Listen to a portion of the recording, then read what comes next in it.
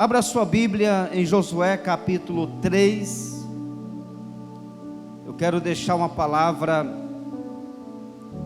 para a sua vida, para a sua meditação. E eu acredito que o Espírito de Deus vai falar com você através dessa palavra. Quantos acreditam também, digam amém. Josué capítulo 3, versículo 5, diz o texto: Disse Josué ao povo: santificai-vos, porque amanhã o Senhor fará maravilhas no meio de vós. Agora eu quero que você coloque seus olhos aí nos versículos 13 ao 17 do mesmo capítulo. Porque há de acontecer que assim que as plantas dos pés dos sacerdotes que levam a arca do Senhor, o Senhor de toda a terra, pousem nas águas do Jordão, serão elas cortadas, a saber, as que vêm de cima, e se amontoarão. Tendo partido o povo das suas tendas para passar o Jordão, levando os sacerdotes a arca da aliança diante do povo, e quando os que levavam a arca chegaram até ao Jordão, e os seus pés se molharam na borda das águas, porque o Jordão transbordava sobre todas as suas ribanceiras, todos os dias da cega, pararam-se as águas que vinham de cima, levantaram-se no montão, muito longe da cidade de Adã, que fica ao lado de Sartã, e as que desciam ao mar da Arabá, que é o mar salgado, foram de todas cortadas. Então passou o povo defronte de Jericó. Porém os sacerdotes que levavam a arca da aliança do Senhor pararam firmes no meio do Jordão, e todo Israel passou a pé enxuto, atravessando o Jordão. E você diz: glória a Deus. Ó Pai, nós te louvamos. Aplauda o Senhor. Nós te louvamos, te exaltamos essa noite. Obrigado, meu Deus, por essa palavra.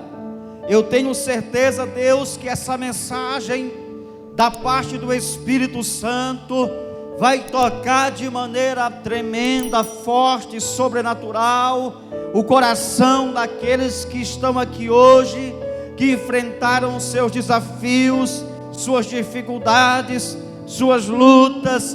Muitos gigantes se levantaram para que eles não estivessem aqui hoje, mas graças ao Senhor, eles venceram esses gigantes. Graças ao poder do teu Espírito, eles superaram toda a força contrária, eles venceram os obstáculos, os ventos contrários, e aqui chegaram para prestar um culto de louvor, de adoração ao nome do Senhor. E agora, Deus, fala conosco através da sua palavra. Não tem a ver comigo, tem a ver com teu Espírito. Não tem a ver comigo, tem a ver com o Senhor. É a tua palavra, que nessa noite ela venha trazendo esperança, motivação, trazendo ânimo para essa pessoa, porque o Senhor está conosco, e com o Senhor nós venceremos cada batalha, para a glória do Senhor. Amém. Glória a Deus, louvado seja o nome do Senhor. Eu quero trazer uma palavra sobre a porta para uma grande conquista. A porta para uma grande conquista. Nós já falamos outras vezes que a porta nada mais é do que as oportunidades, as possibilidades que Deus nos dá para vivermos vitórias incomuns, aquilo que nós não desfrutamos ainda, aquilo que não vivemos ainda. E Deus, irmãos, é aquele que traz a vitória, a bênção, a promessa. Não existe conquista plena se Deus não estiver na frente. Não existe vida abençoada plenamente se não for através da presença do Senhor. E nós estamos aqui diante de um milagre. Na verdade, o Jordão foi o primeiro obstáculo que o povo enfrentou depois dos 40 anos de deserto. Deus havia prometido a terra, Canaã, um lugar que mana leite e mel. É por isso que você que está aqui, você que está em casa agora nos acompanhando, precisa crer, acreditar que a sua vida não se resume a esse momento, a essa situação que você está vivendo, porque a sua história pode até incluir momentos de dificuldades, mas a sua história está marcada por Deus como você sendo um mais do que vencedor em Cristo Jesus.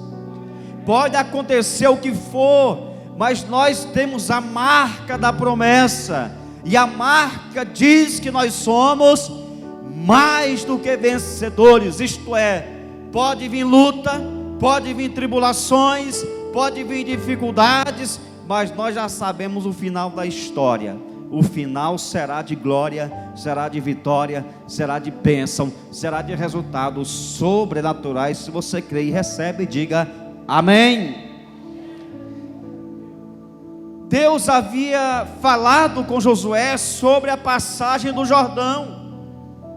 Em Josué capítulo 1 e o versículo 2, quando Deus está conversando com Josué, lhe dando uma direção, uma motivação, uma orientação, Deus diz para Josué: Moisés, meu servo, é morto. Dispõe-te agora, porque o tempo de Deus é hoje, agora é já. Dispõe-te agora, passa este Jordão, tu e todo este povo, a terra que eu dou aos filhos de Israel. Oh, meu irmão, a ordem de Deus é para você caminhar em direção a esse obstáculo. A direção de Deus é para você avançar em direção a este gigante, porque Deus sabe o que Ele está falando, Deus sabe o que Ele está dizendo, Deus sabe que se você tiver uma atitude de caminhar, de agir, de marchar, Ele que vai vencer esse obstáculo no teu lugar. Ele só quer que você haja, porque o que Deus nos dá, queridos, até aquilo que Deus nos dá, nós precisamos agir, nós precisamos nos movimentar. O imobilismo é uma tragédia na vida de uma pessoa. O imobilismo é uma derrota, é uma tristeza. Alguém que vive parado. Quando eu digo parado, não estou dizendo que a pessoa está deitada o dia todo, eu estou dizendo uma pessoa que não se movimenta dentro do propósito de Deus. É uma pessoa passiva, é uma pessoa que está ali só esperando, como aqueles pássaros pequenos que ficam no ninho, esperando a mãe chegar com a comida mastigada para colocar no seu bico. Ele só abre para o pássaro vir colocar em sua boca. Não, irmão, nós não somos desse jeito. Nós somos o exército levantado por Deus para marchar nessa terra, levantando a bandeira que é o Evangelho, as boas novas, e dizendo ao mundo que Deus quer salvar esse mundo. Mas nós precisamos primeiro nos dispor a caminhar, a marchar dentro do propósito do Senhor. Por isso que Deus diz: dispõe-te agora, já. Passa este Jordão, passa, porque do outro lado tem vitória, tem bênção, tem milagres. Agora, queridos, eu quero te dar uma palavra, você que está aqui na igreja, você que está em casa agora nos acompanhando, eu quero deixar aqui para você algumas coisas que você precisa fazer para que a porta se abra. Porta aberta significa possibilidade de vitórias em nossas vidas. Pelo amor de Deus, não pare de acreditar, não pare de lutar. Você tem que arrancar, queridos, força. Você tem que procurar, nem que seja lá no profundo, nem que seja uma força bem pequenininha, porque o Senhor diz que o pavio que fumega, Ele não vai apagar. Pode não ter fogo, tá só aquela fumacinha, né?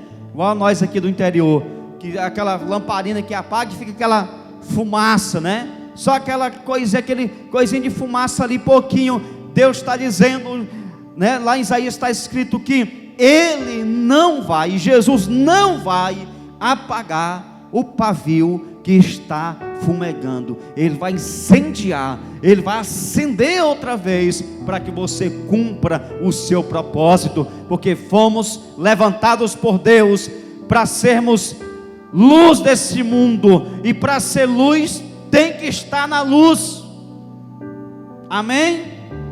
Então eu preciso agir para que essa porta se abra. A primeira coisa, o versículo 5 diz: disse Josué ao povo: santificai-vos, porque amanhã o Senhor fará maravilhas no meio de vós. Número 1, precisamos deixar para trás o que nos impede de avançar. Irmãos, a porta que Deus abriu, a porta que está aberta diante de você, preste atenção. A porta de Deus, a porta para você conquistar as promessas no mundo espiritual, não cabe os apetrechos que você está carregando. Não cabe, queridos. Muitos estão insistindo em carregar práticas, hábitos velhos, e querem entrar pela porta. Não vai, queridos. É como você quer entrar com um pedaço de madeira ou ferro naquela porta ali, um pedaço de 2 metros, assim, na horizontal, né? Se você tentar vir de lá para cá, você não vai entrar, porque a porta tem 1,5 metros. Se tiver qualquer objeto ali que passe 5 centímetros, você não vai conseguir colocar. Você tem que dar um jeito e deixar lá fora. Assim, queridos, é a porta que Deus abre. Existe uma porta aberta, mas Deus disse: antes do Jordão, santifique a vida de vocês. Santifique a vida de vocês.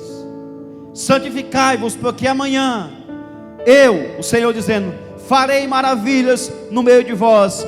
Esta porta está aberta, mas precisamos fazer ruptura com aquilo que está agarrado em nossos pés.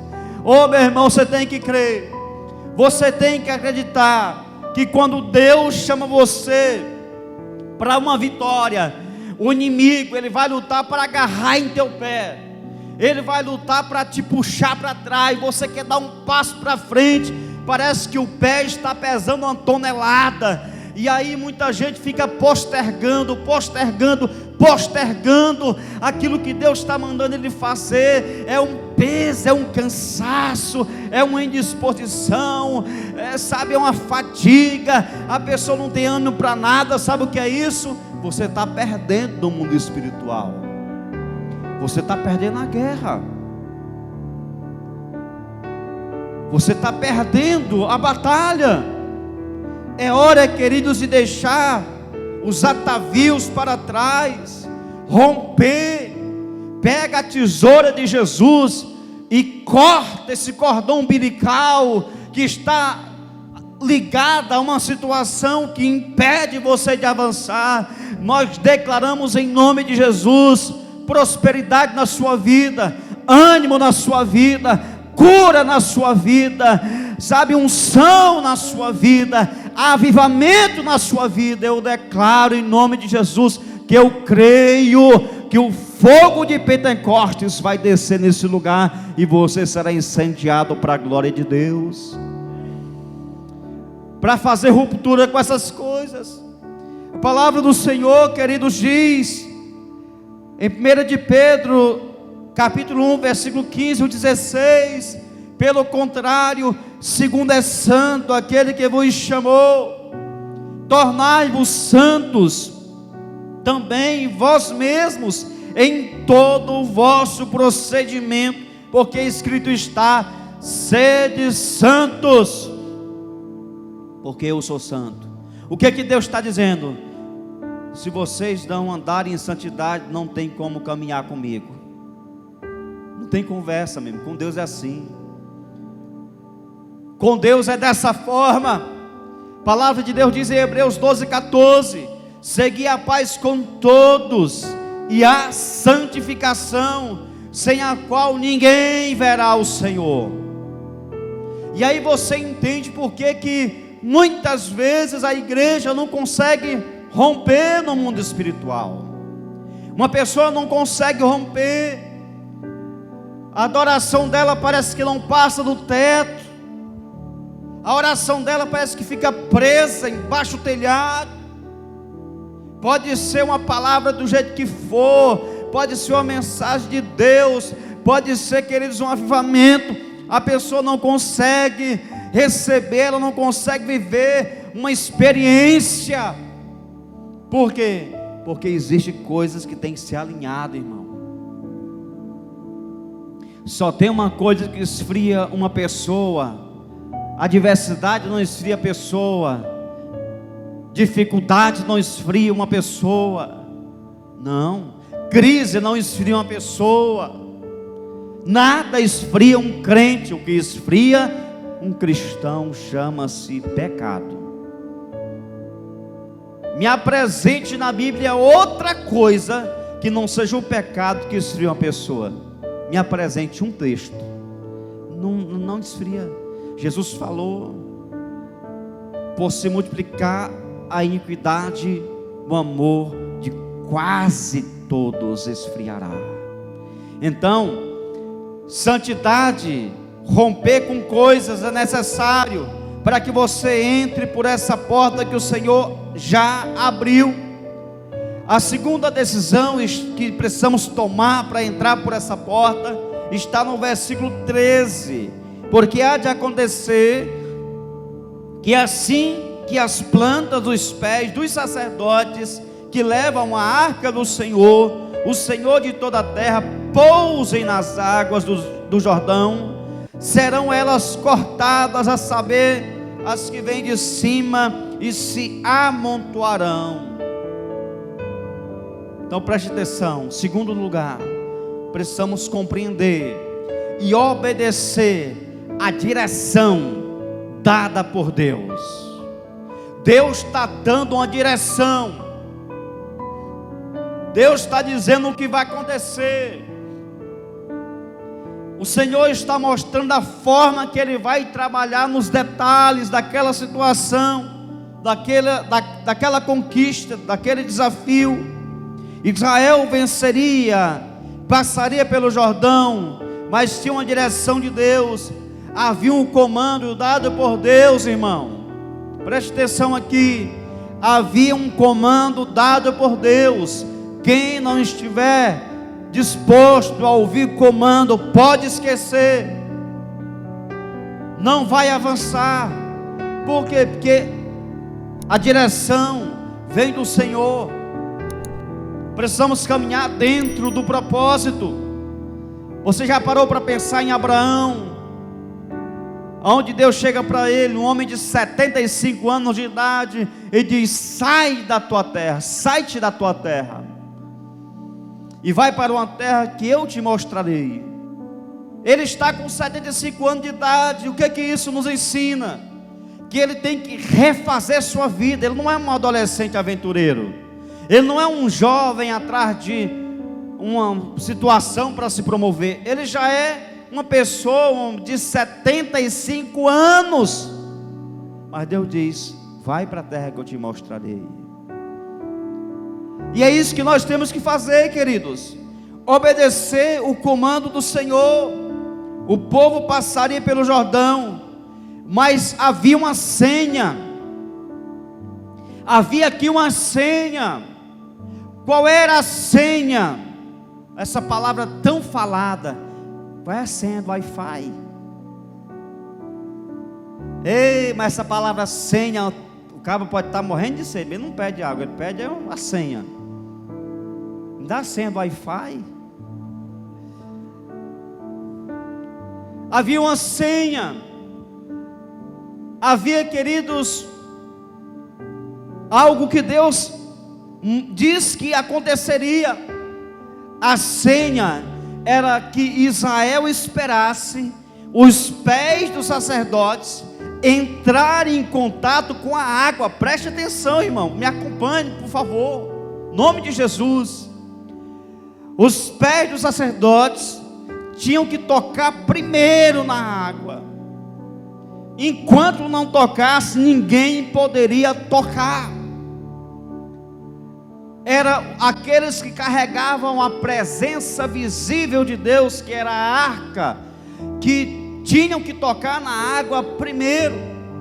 Qualquer outra pessoa que afoitamente entrasse no Jordão se afogaria, porque você só vai vencer quando você está no centro da vontade do Senhor.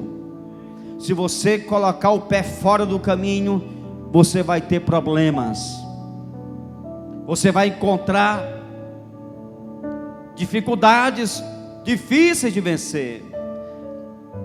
Ninguém poderia entrar ali sem que primeiro os sacerdotes tocassem naquela água. A palavra de Deus diz em Deuteronômio 5:29: quem dera que se eles tivessem tal coração, quem dera se Israel tivesse tal coração, quem dera se a Novo Tempo tivesse tal coração. Deus está dizendo: eu quero que a Novo Tempo tenha esse coração. Que coração? Que me temessem e guardassem todo o tempo, irmãos. Não é só no culto de quarta, no culto de domingo, é em todo o tempo, é 7 dias na semana, é durante a sua vida. Deus está dizendo aqui que quando nós guardamos a palavra do Senhor, as promessas dele se cumprem em nossa vida e em nossa geração. Nossos filhos serão abençoados, nossos netos serão abençoados, nossa geração será abençoada.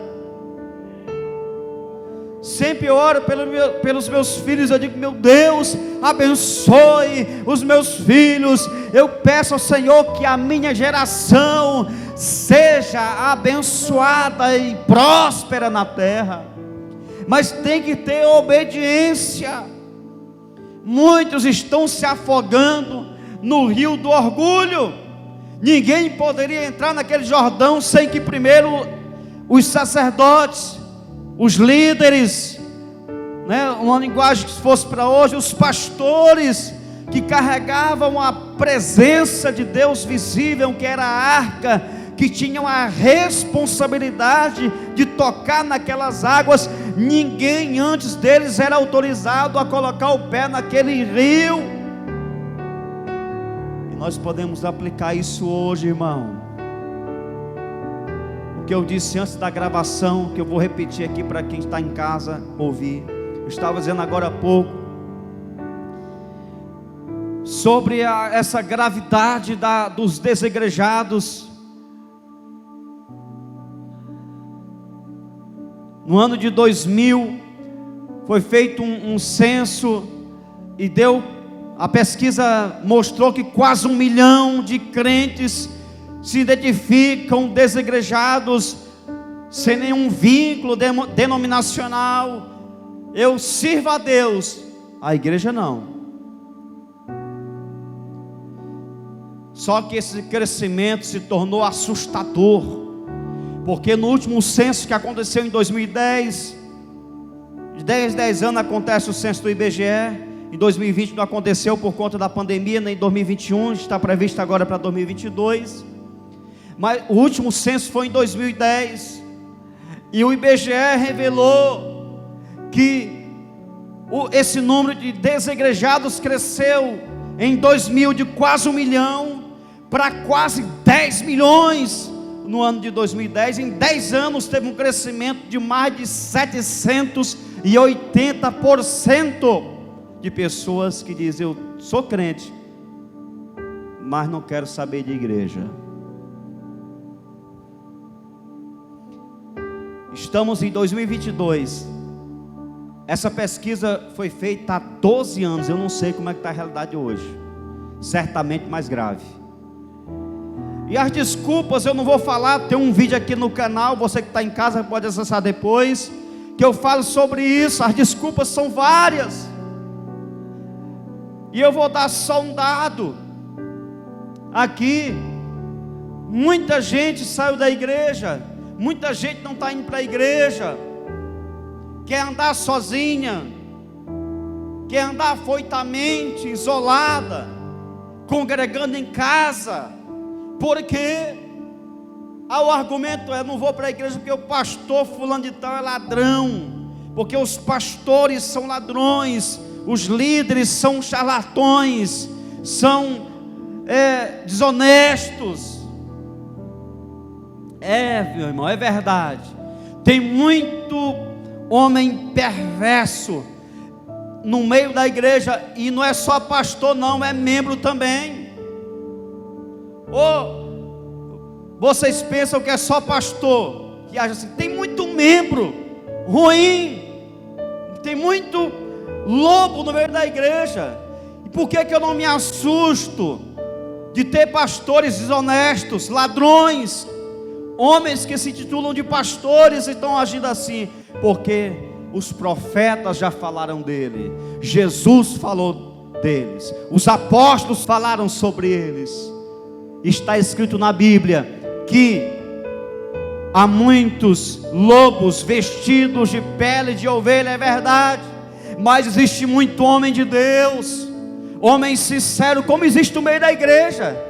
Muitas pessoas sinceras, direitas, que estão lutando para vencer, que são pessoas que pecam, que eu também peco, nós erramos ainda, mas pessoas que estão lutando, se doando para melhorar cada dia.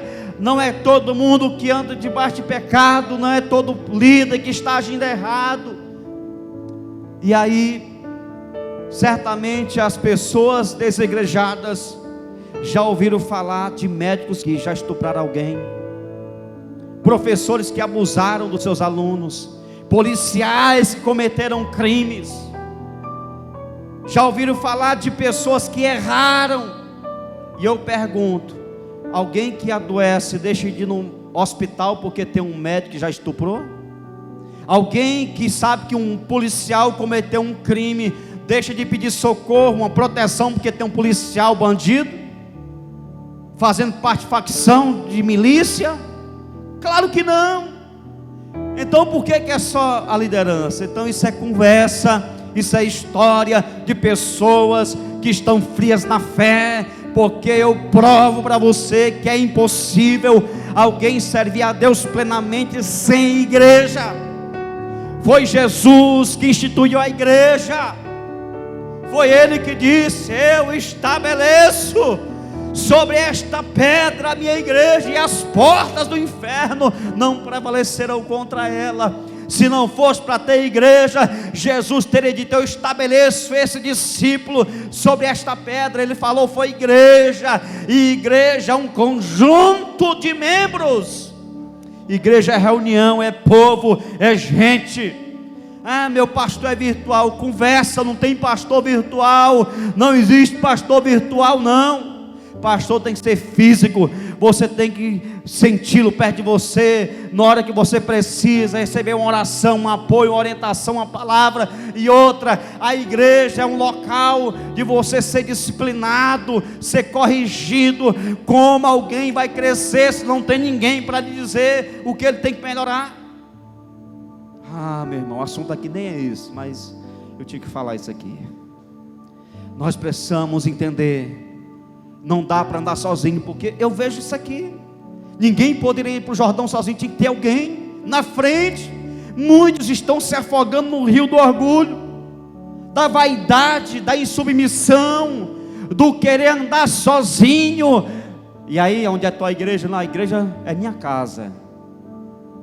Quem é teu pastor? Eu. Quem é teu conselheiro? Eu também. Rapaz, conversa, irmão. Muitos estão afogados na insubmissão, querem andar sozinhos na independência. Não tem como. Nós fomos chamados para viver a cruz, e a cruz tem duas partes, ó: vertical, relacionamento com Deus, ler Bíblia em casa, orar em casa, entrar no quarto em casa, no quarto secreto, buscar Deus, orar, clamar, viver a sua vida devocional na sua residência. É o relacionamento com Deus. E essa parte da cruz vertical te habilita a você viver a outra parte horizontal. É por isso que a palavra de Deus diz que a gente tem que suportar um ao outro. E você só suporta as pessoas se você tiver a outra arte da cruz. Você busca a Deus aqui para você viver aqui. Relacionamento com irmãos. Ah, mas ele é diferente de mim. Claro, irmão, tem que ser diferente. Você já parou para pensar na complexidade do corpo humano? Já parou para pensar quando você quer comer uma coisa? Já parou para pensar na complexidade? Para aí, irmão, pensa nisso. Todos os teus membros são comandados pela sua cabeça. O nosso cabeça é Cristo. Ele é o cabeça da igreja. Ah, meu filho, Ele é o cabeça da igreja. Levante a sua mão, dê um glória a Deus, dê um aplauso a Ele, porque Ele é digno. Aleluia!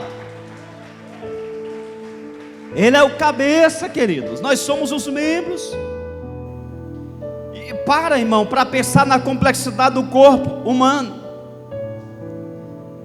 E você vai na geladeira, para você tem que se movimentar.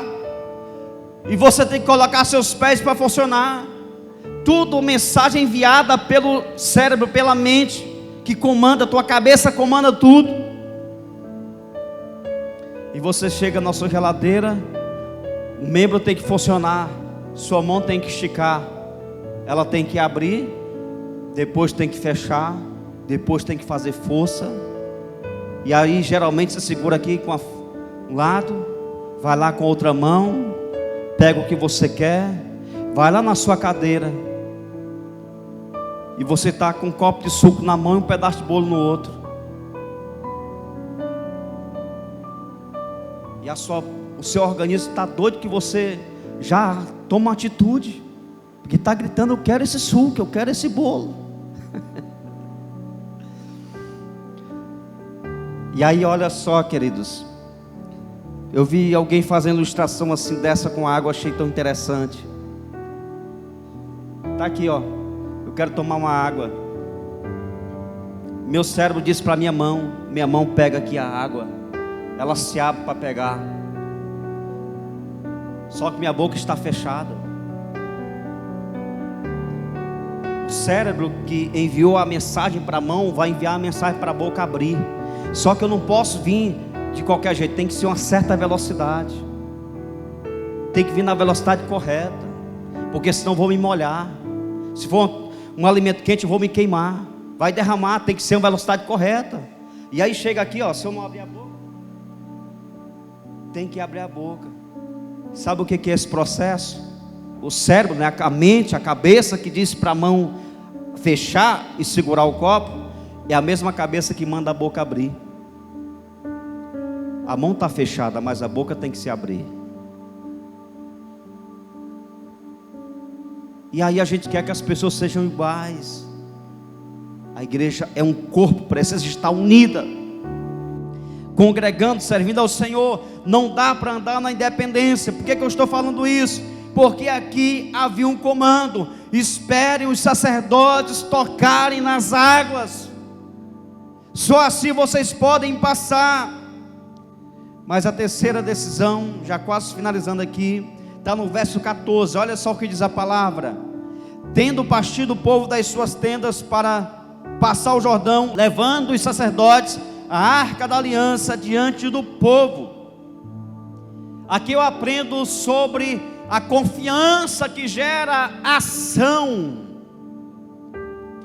Que fé é essa que dizemos ter, que não nos leva a agir? Se a Bíblia diz que a fé sem obras é morta, que fé é essa, amados, que não nos leva a agir?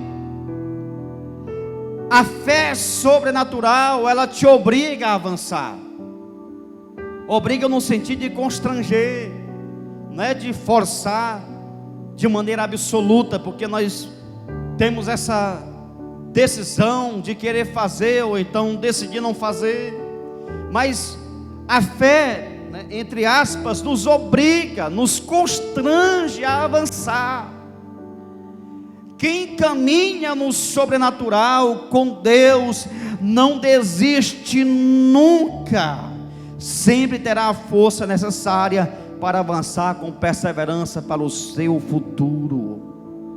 Ah, mas eu estou numa luta, estou numa dificuldade. Meu irmão, olha o que diz o Salmos 37, o verso 39: vem do Senhor a salvação dos justos, Ele é a sua fortaleza no dia da tribulação. Tem tribulação, Jesus vai se manifestar trazendo livramento. Tem tempestade, Deus virá ao teu encontro, em teu socorro. Deus virá, Ele vai te socorrer, Ele vai trazer o livramento, Ele vai te abençoar, Ele vai permanecer te conduzindo por esse caminho que vai te levar a esta porta. O inimigo diz que você não vai conseguir, mas você vai conseguir. O inimigo fala que você vai parar no meio da caminhada, mas você não vai parar. O diabo diz que você não vai chegar lá no local que Jesus está chamando. Você vai conseguir, porque o Senhor é a nossa fortaleza no dia da tribulação. A tribulação existe, o problema existe, mas a presença de Deus é real na sua vida. A presença do Senhor, ela é presente em sua vida. Clame e Deus vai se manifestar na sua vida, amém? Está escrito no Salmo 138 e o versículo 3: quando clamei, tu me respondeste. Diga glória a Deus, irmão. Quando clamei, tu me respondeste. Ah, meu Deus, olha essa palavra. Eita, meu Deus, não me acostumo com a Bíblia nunca, meu irmão. Eita, por isso que a gente é doido, meu irmão. Quando clamei, tu me respondeste, deste-me o quê? Força e coragem. Aleluia. Ah, irmão, eu queria que você, por favor, profetizasse isso. Diga bem alto: quando clamei, tu me respondeste, deste-me força e coragem. Receba essa palavra em teu espírito, porque Deus é aquele que está na sua vida. Aleluia, glória a Deus. Seja perseverante. Quem é perseverante é otimista. Quem é otimista acredita em seus sonhos. Quem acredita em seus sonhos avança. Quem avança vai chegar lá no final. Quem persevera sabe que vai dar tudo certo, meu irmão. Vai dar certo. Confie em Deus e haja, porque a confiança tem que gerar uma ação. Tem que gerar uma ação. Mas nos versículos 15 e 16 tem mais outra decisão que você precisa tomar para entrar por essa porta. Quando os que levavam a arca chegaram até o Jordão, e os pés se molharam na borda das águas, porque o Jordão transbordava sobre todas as suas ribanceiras, todos os dias da cega. pararam-se as águas que vinham de cima, levantaram-se no montão, muito longe da cidade de Adã, que fica ao lado de Sartã, e as que desciam ao mar da Arabá, que é o mar salgado, foram de todo cortadas. Então passou o povo defronte de Jericó. Amém? Sabe o que eu aprendo aqui? Continuar marchando, mesmo que pareça impossível. Continuar marchando, mesmo que tudo diga contrário, tudo fale que não vai dar certo. Eu quero que você fique atento ao que eu vou lhe falar, porque havia um comando: o Jordão vai se abrir. Mas o que é interessante, Israel não espera o Jordão se abrir para saírem das tendas. Eu acho isso aqui fantástico. Eu acho isso aqui tremendo. Não vou para a célula não, porque tem coronavírus. Vou fabricar de paz não, porque nós estamos na pandemia. Meu irmão, tu não vai de máscara para o mercado, tu não vai de máscara fazer a feira, tu não vai de máscara visitar um parente, tu não vai de máscara para o trabalho. Por que não pode ir de máscara ministrar uma casa de paz? Qual é o problema? Por que não pode fazer uma célula de máscara, sem ter confraternização? Embora o povo aí no mundo, meu irmão, o lugar que mais respeita essas regras é a igreja. O mundo, meu irmão, a maioria de quantas festas já foram estouradas, quantas situações. A igreja luta, todo mundo de máscara, todo mundo cumprindo direitinho, higienizando as mãos. Aí o povo levando a vida aparentemente normal, na sua vida normal, quando chega no espiritual, na célula, na casa de pai, posso não, porque tem coronavírus. Igual o meu sobrinho fala, eu estou com coronavírus. Tem coronavírus. Quer dizer que esse miserável só fica na célula, só atinge quem vai para a casa de pai. Para com isso, irmão. Vamos marchar. Não estou dizendo para você não ter cuidado, não. Tenha cuidado. Tenha cuidado, claro. Eu não sei se eu nunca tive medo, não estou com medo de nada, não tenho medo de nada mesmo. Mas eu vejo tanta gente assombrada com esse vírus, tanta gente com medo, que se as pessoas tivessem medo do pecado, igual tem medo do coronavírus, meu irmão, não tinha ninguém condenado. Rapaz, o céu estava cheio. Então vamos marchar, queridos. Vamos continuar marchando, porque daqui para frente, eu não sou profeta do caos, não quero te assustar, mas pode se preparar, que vem coisas terríveis. Como assim? Você não lê Bíblia não? O fim dos tempos é marcado por pestes, por crises, doenças, manifestações naturais, perversidade humana, fome. Está tudo aqui, irmão. Eu estava dizendo isso para uma pessoa hoje que nem crente é, e a pessoa mais crente que muito crente concordando comigo, com a Bíblia. Eu dizendo para ela, está na Bíblia o que está acontecendo. Não é evangélica a mulher, trabalha na saúde, passou lá em casa hoje, eu aproveitei 5 minutinhos, falei da Bíblia para ela. Só está na Bíblia tudo que está acontecendo, e vai acontecer coisas piores no futuro. Nós não podemos parar, irmão. A igreja não morreu, a igreja está viva.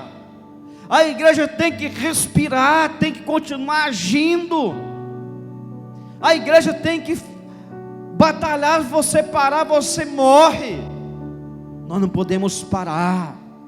O rio estava transbordando, de modo que era impossível atravessá-lo. Qualquer tentativa seria frustrada. eles caminham sem nada acontecer.